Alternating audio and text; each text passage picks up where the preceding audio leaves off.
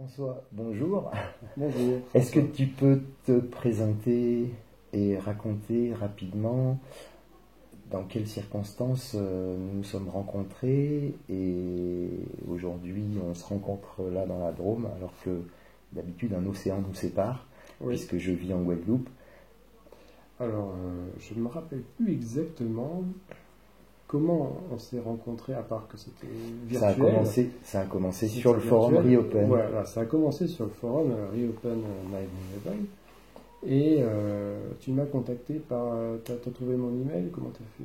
Je sais plus, je crois qu'après, pour éviter la censure et échapper au contrôle de la doxa que Reopen entretient, voilà.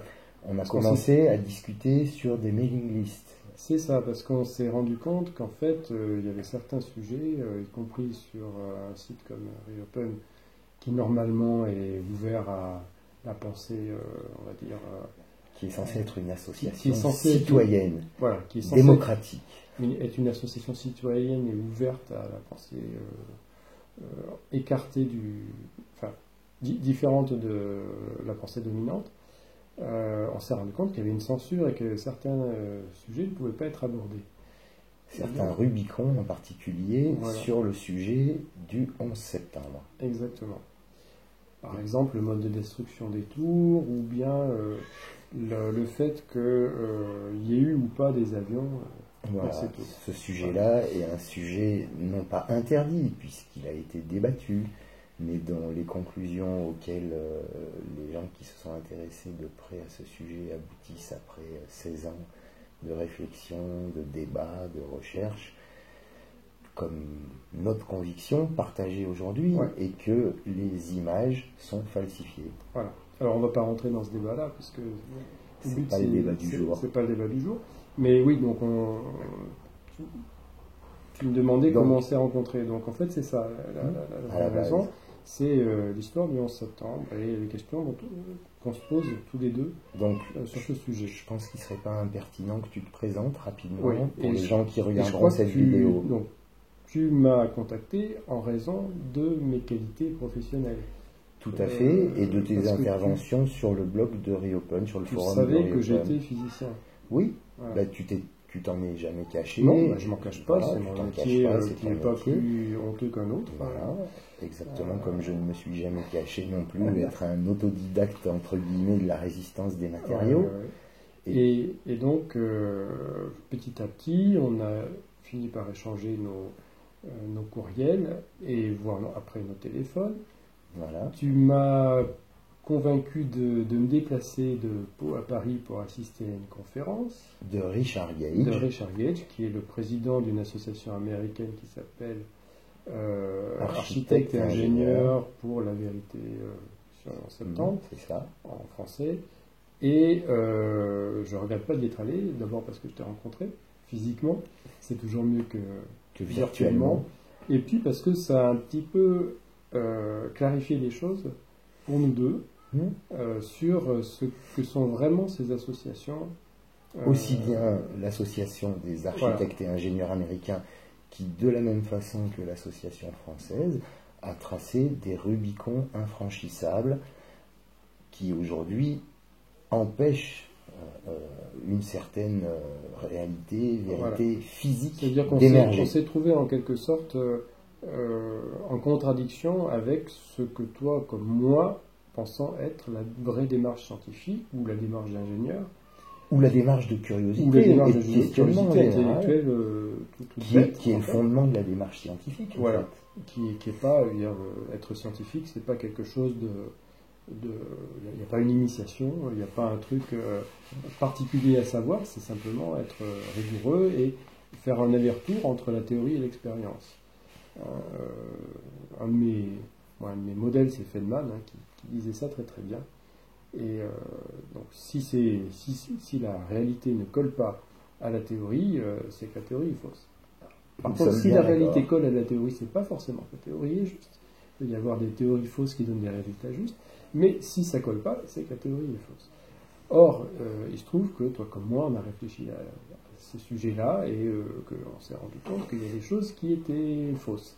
et que nous avons abouti à une conclusion extrêmement simple, qui est la même que celle que nous expérimentons tous quand nous faisons des omelettes. C'est que quand on fait des omelettes, c'est jamais l'œuf qui casse le bol. Exactement. Voilà. Alors c'est pas exactement les mêmes matériaux, mais l'esprit et donc c'est le même. Notre conclusion commune sur la réalité ou l'irréalité ou la physique des images est que une structure d'avion n'a pas capacité à découper l'empreinte de son passage dans une façade de Twin Tower, dès lors que l'on connaît la structure des deux objets respectifs qui rentrent en collision. Sans être expert en résistance des matériaux, il suffit de savoir un petit peu à quoi ressemble un avion. Pas loin de chez moi, à Pau par exemple, il y a une carcasse d'avion qui traîne dans un coin parce que c'est en attente de découpage. On voit tout de suite que c'est quelque chose de très fin, assez fragile. Et inversement, tout le monde ne connaît pas à quoi ressemble un gratte-ciel de l'intérieur, mais il suffit de se documenter et de voir que c'est des tôles d'acier dont l'épaisseur n'a rien à voir avec l'épaisseur de la carlingue de l'avion. Voilà, donc on est tous les deux d'accord là-dessus, et je dirais que ça fait partie... Par des approches différentes. Oui, mais différentes. Une certaine communauté de culture des matériaux, puisque dans ton cursus de formation... Oui, je suis ingénieur en physique des matériaux, en fait, au départ. Et moi, je suis associé fondateur d'un petit bureau d'études qui pratique la modélisation et le calcul par éléments finis de diverses structures en différents matériaux. Et que, par ces compétences partagées, nous sommes arrivés tous les deux aux mêmes conclusions. Ce qui fait évidemment que ça remet en cause non seulement ces événements particuliers, mais bien évidemment toute la conception, toute la vision qu'on a du monde, puisque si c'est à ce point différent de ce qu'on nous prie de croire, c'est qu'il y a vraiment des gens très bien placés qui veulent qu'on croie à n'importe quoi. La question qui vient immédiatement derrière, c'est... Qui veulent détruire la raison. Qui et pourquoi ? À partir du moment où on est convaincu que effectivement le 11 septembre est une effroyable imposture, avec donc l'autre conclusion qui s'impose, si on dit qu'aucun avion n'a la capacité de faire ce que les images télévisées nous demandent de croire, alors la conclusion suivante, c'est qu'il y a une complicité médiatique de très haut niveau pour fabriquer la propagande nécessaire à répandre Ben Laden, Al-Qaïda, Al-Qaïda, Ben Laden, et donc, de ce fait, soi-disant justifier des 16 ans de guerre au terrorisme que nous supportons. Donc, pour résumer, on peut dire que ce qui nous unit peut-être tous les deux, c'est qu'on est tous les deux un peu fatigués, pour ne pas dire pire, de la propagande de guerre et des faiseurs de guerre en général. Pour mettre un peu de côté cette problématique en septembre, on va dire que... Mais je pense que comme beaucoup de citoyens du monde, je pense que nous sommes las d'observer toutes ces vies volées dont le XXe siècle est l'apogée et dont les 16 ans depuis le 11 septembre... On n'a pas envie que le XXIe siècle ressemble au XXe siècle, et avec en plus des gens qui voudraient qu'on applaudisse à des crimes en bande organisée à une échelle industrielle. Voilà, des crimes de masse que j'appelle des crimes imprescriptibles. Donc pour préciser quand même nos parcours, ou en tout cas nos identités, il se trouve que moi je suis entre guillemets d'origine juive, si on peut dire que les caractères génotypaires de ce terme ont un sens. Ta mère est juive. Voilà, ma mère est juive. Donc selon sa maison. Voilà. Donc selon ces critères-là, je suis juif et devenu radicalement antisioniste depuis que j'ai mis mon nez dans le qui et le pourquoi du 11 septembre. Voilà. Et moi, je ne suis pas juif, je suis un Français d'origine, on va dire, chrétienne par les coutumes de ma famille, mais non croyant, comme toi d'ailleurs. Comme moi. Donc on est avant tout des citoyens. Voilà, nous avons grandi tous les deux dans une culture athéiste. Oui. On peut dire qu'on est athée tous les deux. On peut dire qu'on est athée. On n'en a pas honte. On n'en a pas honte du tout. Je pense que ça nous donne une liberté de pensée et de parole. Ce qui ne veut pas dire qu'on est opposé à la croyance des individus envers tel ou tel Dieu, on respecte les Moi, croyances. je respecte les croyances de tous et de chacun, et je suis certainement pas un chantre de l'athéisme, du laïcisme. On n'est pas des anticléricaux primaires. Voilà. Si, je l'ai Enfin, été, je l'ai oui. été, je l'ai été, Mais moi je aussi, le un suis. petit peu. Moi aussi. Voilà, je le fus parce que je considère et je continue de considérer que les religions ont toujours été On distingue des les religions de la outils, foi. voilà, ont toujours été des outils du contrôle de la croyance et des Surtout peuples quand, et des masses. surtout quand elles étaient des instruments de pouvoir en même temps. Voilà. Mais on s'est rendu compte, un peu, je pense, toi comme moi, que la religion, par exemple la religion catholique en France, a été du côté du pouvoir, et maintenant elle ne l'est plus, ou de façon très marginale, mais que c'est pas pour autant que le pouvoir a été donné au peuple. Et en fait, c'est une autre religion qui ne dit pas son nom. Tout à fait. Et qu'on n'accepte pas davantage. Voilà. Bon. Pour en revenir à un sujet plus brûlant, plus d'actualité, qui est quand même une suite et une conséquence aussi, je pense, de tes recherches du qui et du pourquoi. Oui. Donc tu entretiens un blog et tu publies sur ce blog un certain nombre d'articles, et donc tu t'es fait violemment agresser et accusé de racisme alors que tes 2 enfants métis sont ici présents, avec ta femme d'origine vietnamienne. Oui.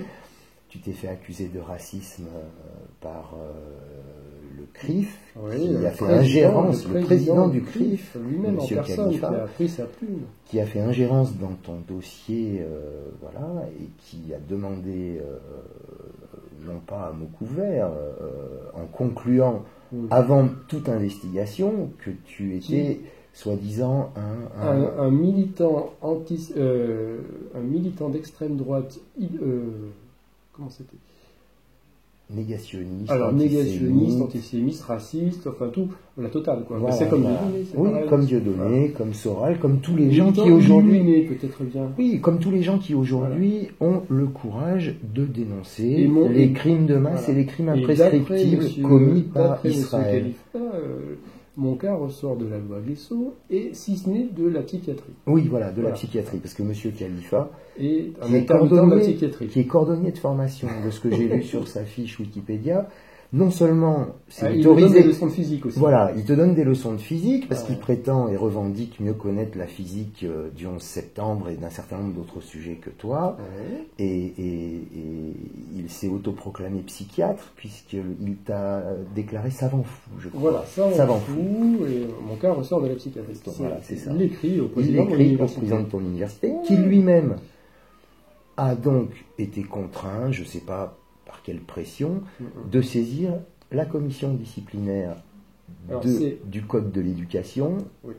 Alors ça, c'est, pour clarifier les choses, en fait, c'est pour une autre raison, au départ. Oui. C'est parce que j'avais effectivement commis une faute, on peut dire, que j'assume, qui est d'utiliser mon courriel professionnel pour m'indigner auprès... d'une élue. De Madame le maire d'Albertville, pour la citer. François, rebonjour. Rebonjour.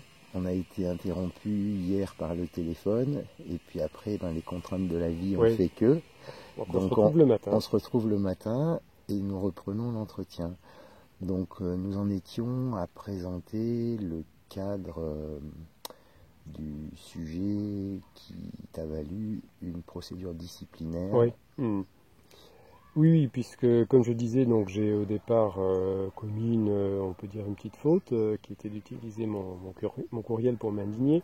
Et ce qui est intéressant, par rapport à ce qui a suivi, et qui a priori n'a rien à voir, mais on va voir que c'est peut-être un peu plus subtil, c'est que je me suis indigné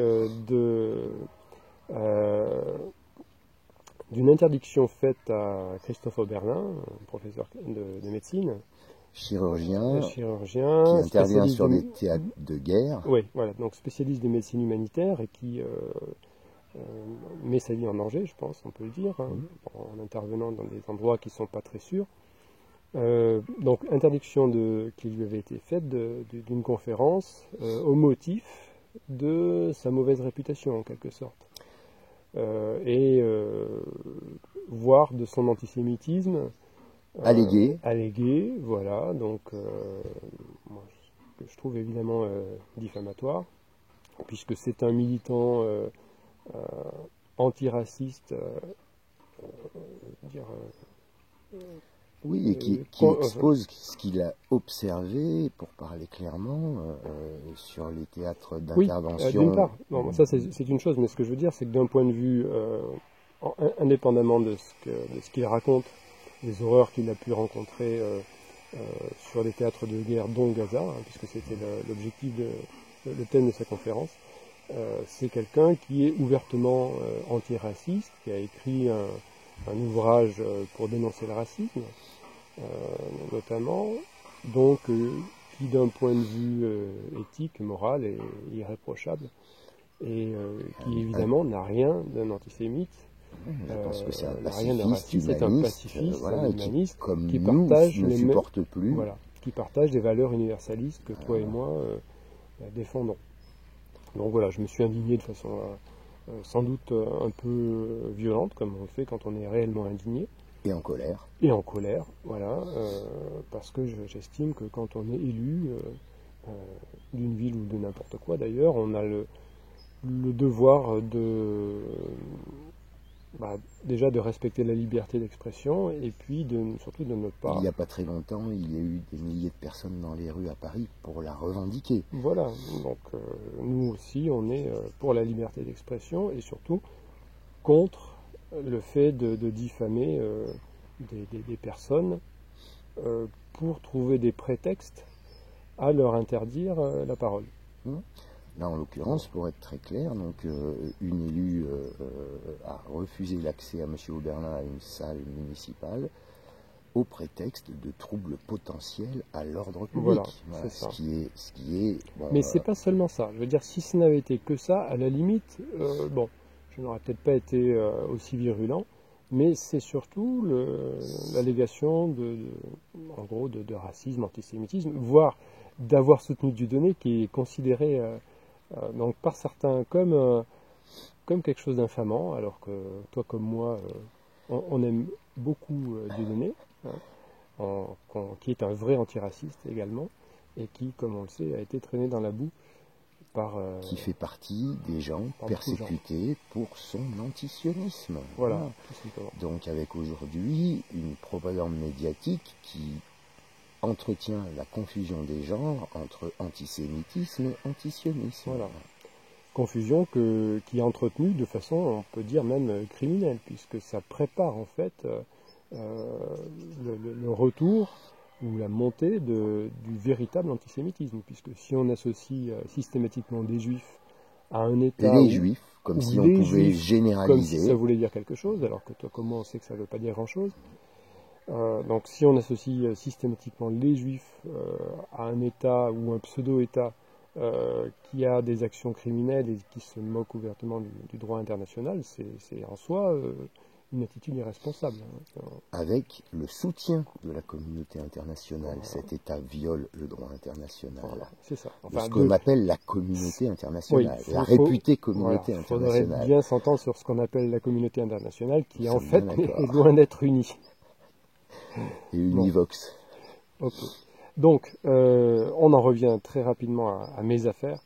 Et donc, c'est suite à cette procédure disciplinaire initiée, ce qui est logique et normal, je dirais, après la plainte de cet élu, que sont venus se rajouter dans la procédure d'abord une lettre de la DILCRA, hein, à l'attention du président de l'université dans laquelle tu enseignes, exactement, la physique, voilà, qui était, disons, simplement on va dire une lettre de délation sans vraiment d'argument, hein.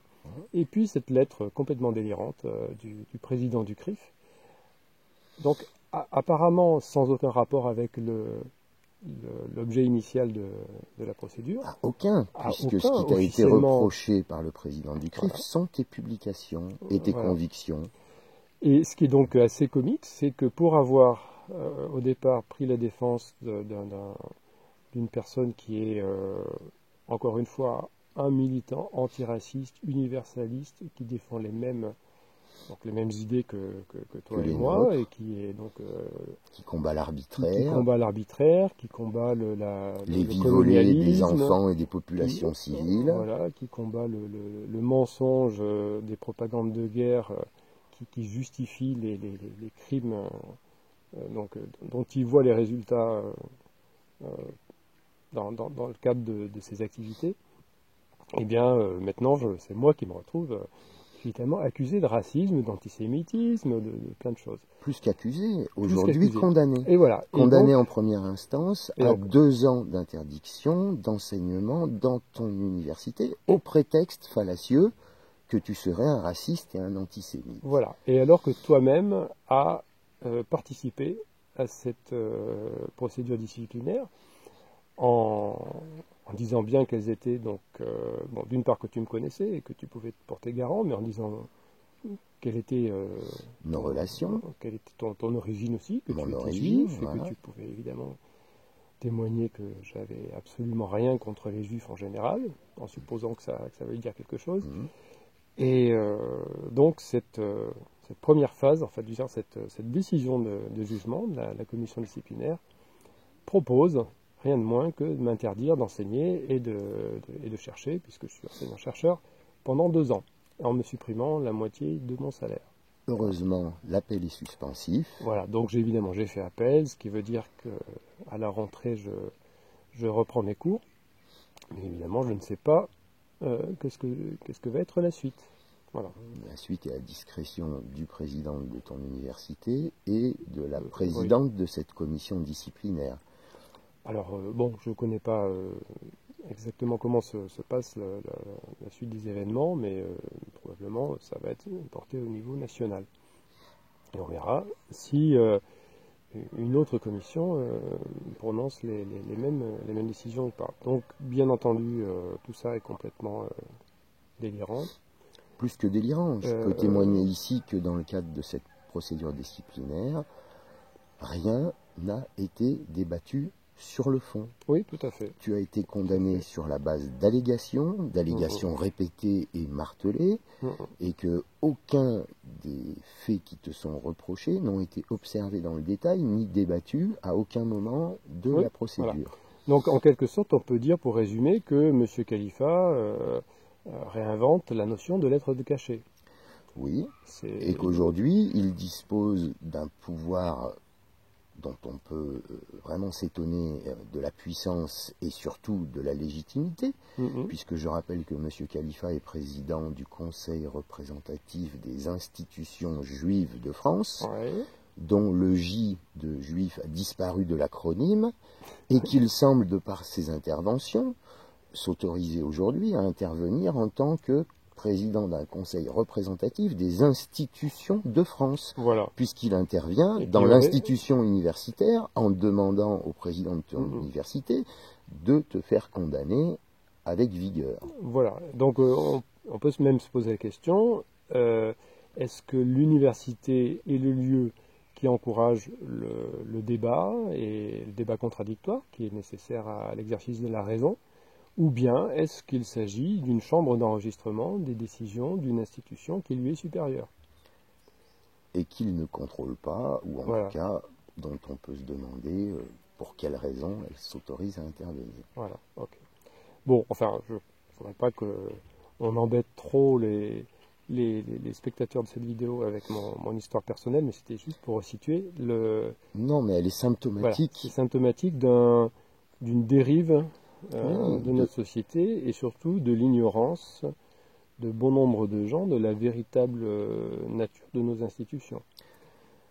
Pour observer les circonstances de l'éviction de Pujadas de Antenne 2, voilà, par exemple, c'est également suite à des pressions du CRIF que M. Pujadas a été évincé de France 2.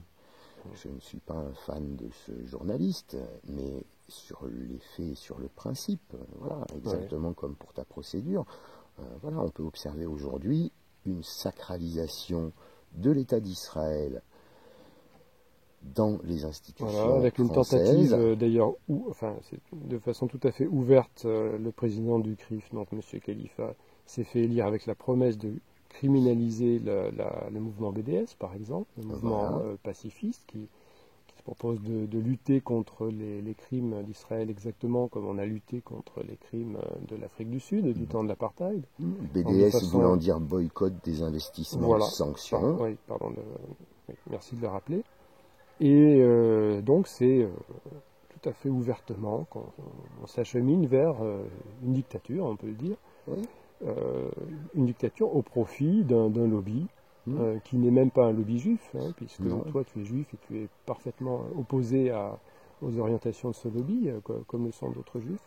Et à ses exactions. Je dirais même qu'aujourd'hui, j'observe, après 70 ans de création d'un État que je qualifie comme d'autres de suprémaciste et d'État d'apartheid, compte tenu des conditions qui sont réservées dans le ghetto de ce que je m'autorise à appeler le ghetto de Gaza, à la population palestinienne, j'observe que depuis 70 ans de la création de ces frontières, c'est 70 ans de guerre, 70 ans de sang, de larmes et de vies volées et de troubles voilà, dans cette région.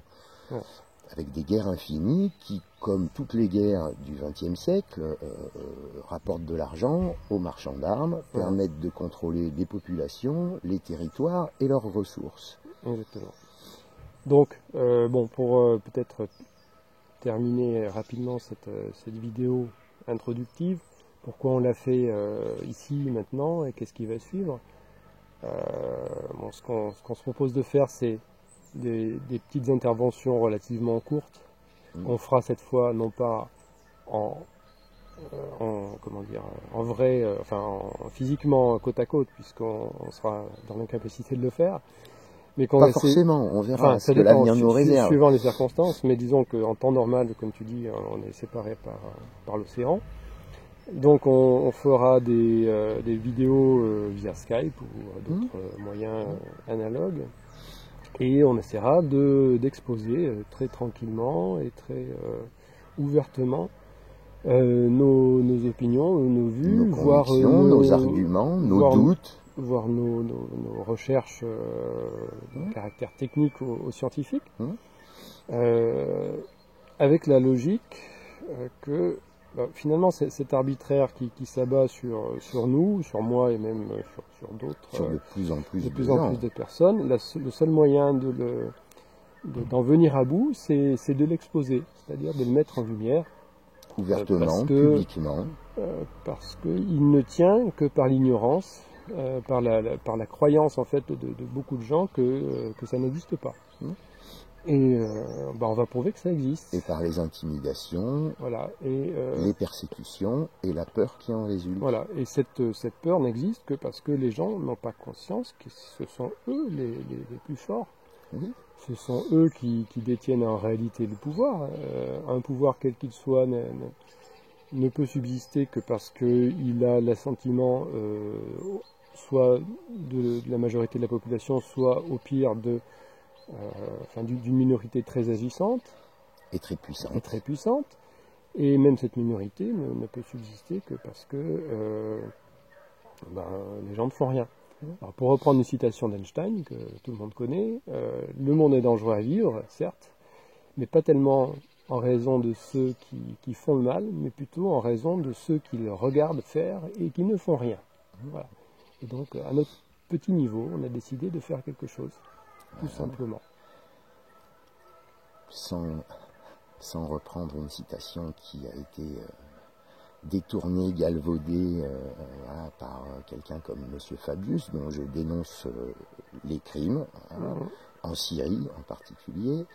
Il y a un certain Jaurès un jour qui a dit que le courage en politique, quand on connaissait la vérité, c'était de la dire. Voilà. Alors, Jaurès qui a été assassiné, on peut le rappeler, juste avant la Première Guerre. Voilà. Bon, alors on ne se souhaite pas de finir assassiné. Non, mais nous avons pesé tous les deux les risques que nous prenons, voilà, et nous connaissons les risques et les conséquences, qui pourraient demain s'abattre, pour continuer de nous intimider ou de nous faire taire. Voilà. Et pour reprendre une expression d'une vieille dame dont je parlerai peut-être un jour, on va essayer de passer au-dessus des nuages. Ok. À bientôt François. À bientôt François, au plaisir de s'être rencontrés de visu une nouvelle fois, en espérant que nous pourrons reprendre ces conversations.